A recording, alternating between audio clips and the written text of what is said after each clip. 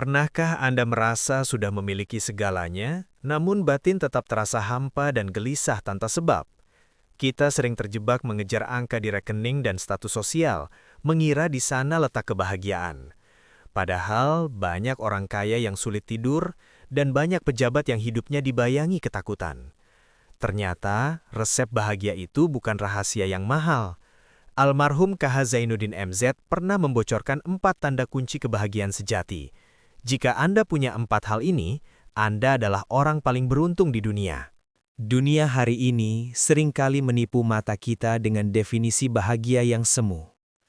Kita didikte oleh media dan lingkungan bahwa bahagia adalah tentang apa yang kita pakai, apa yang kita kendarai, dan seberapa mewah tempat kita tinggal. KH Zainuddin MZ memulai ceramahnya dengan sebuah pertanyaan retoris. Adakah di antara saudara yang hadir di sini ingin menjadi orang sengsara? Tentu jawabannya adalah tidak. Namun masalahnya banyak orang ingin bahagia, tapi tidak tahu jalan mana yang harus ditempuh untuk sampai ke sana. Kebahagiaan bukan sekadar tawa di bibir atau pamer kemewahan di media sosial. Beliau mengutip hadis Nabi SAW, "Arba'un min sa'adatil mar'i." Ada 4 perkara yang menjadi tanda kebahagiaan seseorang. 4 perkara ini bersifat komprehensif, mencakup dimensi batin, sosial, masa depan, hingga keluarga. KH Zainuddin MZ menekankan bahwa kebahagiaan adalah kumpulan dari 2 elemen penting, senang dan selamat. Banyak orang yang senang tapi tidak selamat, seperti pelaku korupsi yang hartanya berlimpah, namun tidurnya tak nyenyak karena dikejar rasa takut. Sebaliknya, ada orang yang selamat tapi tidak senang, seperti mereka yang jujur namun hidup dalam kekurangan yang ekstrim. Beliau menjelaskan bahwa kebahagiaan sejati adalah saat batin kita merasa tenang, itmihnan, di tengah gelombang ujian hidup. Bahagia tidak bergantung pada faktor eksternal semata, melainkan bagaimana kita merespons takdir. Beliau mengingatkan kita bahwa dunia ini hanyalah halte atau terminal sementara. Orang yang cerdas tidak akan membangun istana permanen di tempat persinggahan yang sebentar. Maka, memahami definisi bahagia menurut kacamata agama adalah langkah awal agar kita tidak lelah mengejar bayang-bayang yang tak pernah bisa kita tangkap. Dalam bab-bab selanjutnya, kita akan melihat bagaimana 4 kunci ini bekerja secara harmonis dalam hidup seseorang. Dunia hari ini seringkali menipu mata kita dengan definisi bahagia yang semu. Kita didikte oleh media dan lingkungan bahwa bahagia adalah tentang apa yang kita pakai, apa yang kita kendarai, dan seberapa mewah tempat kita tinggal. KH Zainuddin MZ memulai ceramahnya dengan sebuah pertanyaan retoris. Adakah di antara saudara yang hadir di sini ingin menjadi orang sengsara? Tentu jawabannya adalah tidak. Namun masalahnya, banyak orang ingin bahagia, tapi tidak tahu jalan mana yang harus ditempuh untuk sampai ke sana. Kebahagiaan bukan sekadar tawa di bibir atau pamer kemewahan di media sosial. Beliau mengutip hadis Nabi SAW, "Arba'un min sa'adatil mar'i." Ada 4 perkara yang menjadi tanda kebahagiaan seseorang. 4 perkara ini bersifat komprehensif, mencakup dimensi batin, sosial, masa depan, hingga keluarga. KH Zainuddin MZ menekankan bahwa kebahagiaan adalah kumpulan dari 2 elemen penting, senang dan selamat. Banyak orang yang senang tapi tidak selamat, seperti pelaku korupsi yang hartanya berlimpah, namun tidurnya tak nyenyak karena dikejar rasa takut. Sebaliknya, ada orang yang selamat tapi tidak senang, seperti mereka yang jujur namun hidup dalam kekurangan yang ekstrim. Beliau menjelaskan bahwa kebahagiaan sejati adalah saat batin kita merasa tenang, itminan, di tengah gelombang ujian hidup. Bahagia tidak bergantung pada faktor eksternal semata, melainkan bagaimana kita merespons takdir. Beliau mengingatkan kita bahwa dunia ini hanyalah halte atau terminal sementara. Orang yang cerdas tidak akan membangun istana permanen di tempat persinggahan yang sebentar. Maka, memahami definisi bahagia menurut kacamata agama adalah langkah awal agar kita tidak lelah mengejar bayang-bayang yang tak pernah bisa kita tangkap. Dalam bab-bab selanjutnya, kita akan melihat bagaimana 4 kunci ini bekerja secara harmonis dalam hidup seseorang. Kunci pertama yang disebutkan oleh Nabi SAW dan dijelaskan dengan sangat jenaka namun dalam oleh KH Zainuddin MZ adalah Darun Wasi'un atau rumah yang luas. Secara tekstual, memiliki rumah besar memang menyenangkan. Sirkulasi udara bagus, luas untuk menjamu tamu, dan nyaman untuk beristirahat. Namun, beliau segera menarik makna ini ke level yang lebih tinggi, yaitu makna majazi atau kiasan. Rumah yang luas sejatinya adalah hati yang lapang. Beliau memberikan analogi yang luar biasa. Jika hati kita luas, maka rumah berukuran 2 kali 3 meter pun akan terasa seperti istana. Namun jika hati sempit, penuh iri, dengki, dan ambisi yang tak terbendung, maka rumah mewah dengan kolam renang dan puluhan kamar pun akan terasa seperti penjara yang menyesakkan. Hati yang lapang adalah modal utama kebahagiaan. Mengapa? Karena hati yang lapang adalah tempat bersemayamnya rasa syukur. Orang yang hatinya lapang tidak akan meriang saat melihat tetangganya beli mobil baru. Ia justru akan berkata, "Alhamdulillah, semoga saya pun ketularan rezekinya." KH Zainuddin MZ kemudian menceritakan kisah tragis Aristoteles Onassis, seorang miliarder Yunani yang memiliki segalanya. Tanker minyak, maskapai penerbangan, bahkan pulau pribadi bernama Scorpius.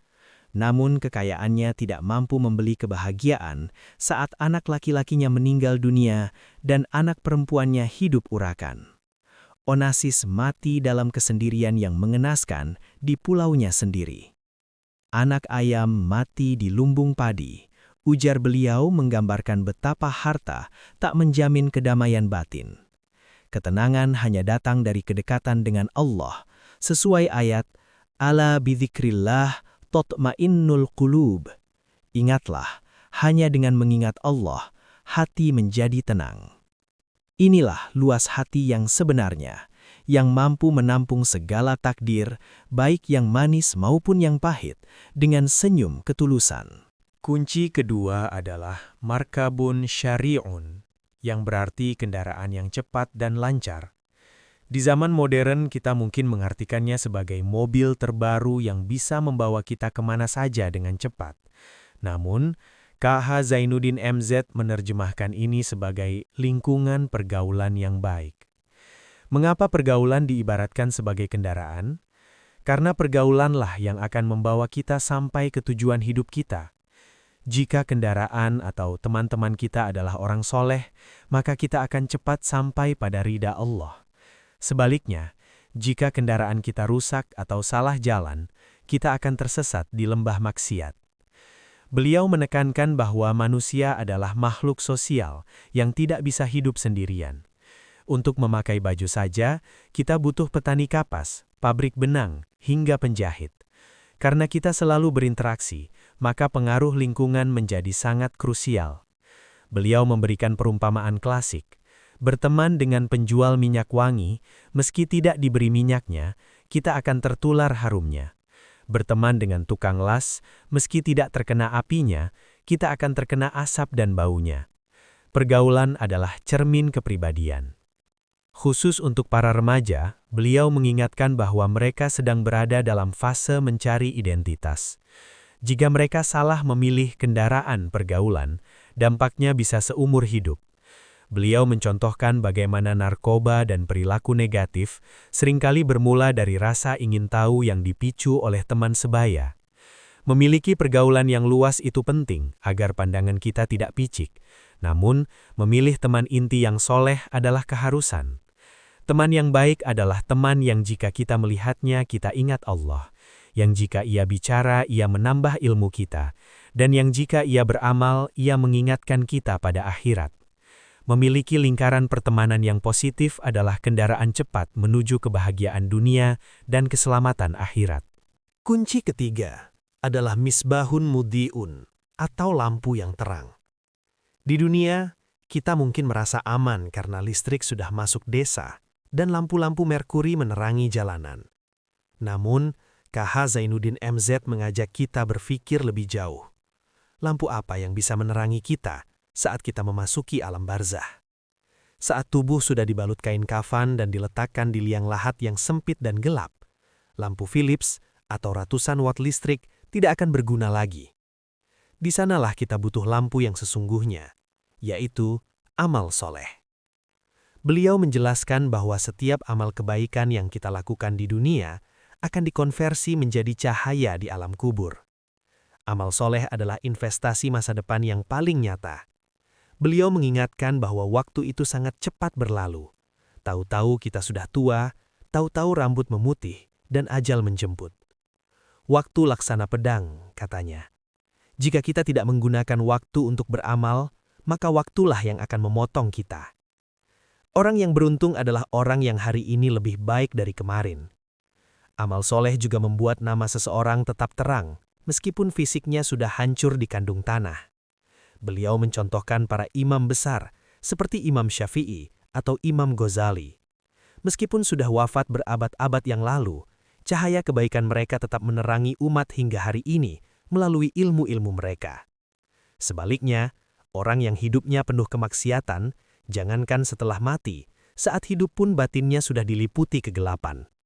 Beliau menegaskan bahwa hidup adalah kesempatan tunggal yang tidak akan terulang. Tidak ada kata mundur dalam hidup. Berhenti diinjak orang, mundur hancur.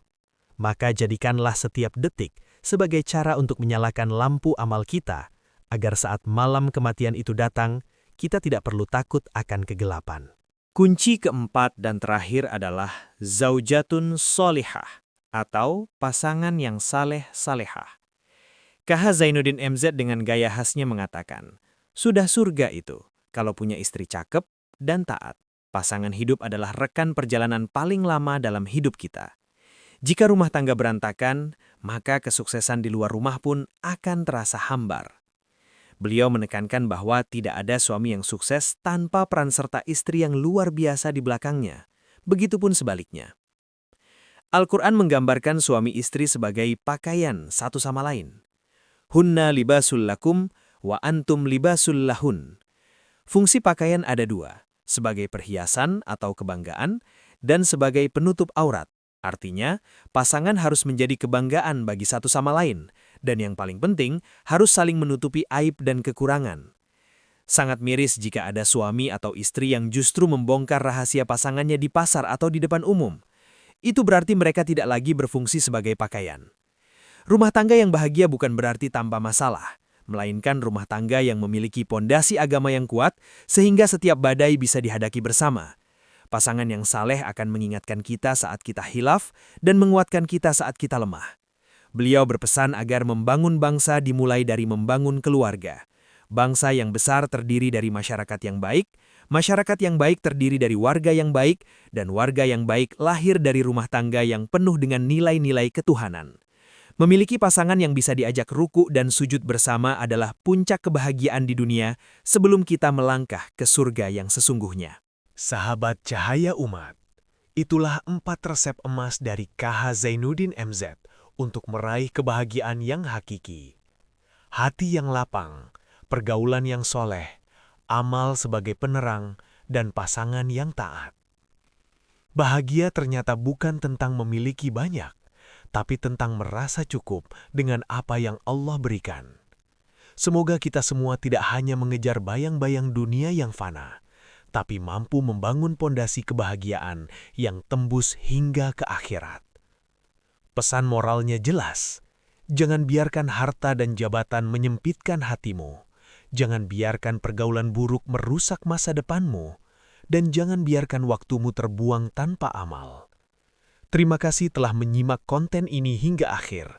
Jika video ini menyentuh hati Anda, silakan tulis amin di kolom komentar dan bagikan kepada orang-orang tercinta.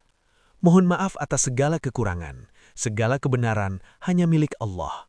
Sampai jumpa di video inspiratif berikutnya yang akan terus membasahi hati kita dengan embun hikmah. Wassalamualaikum warahmatullahi wabarakatuh.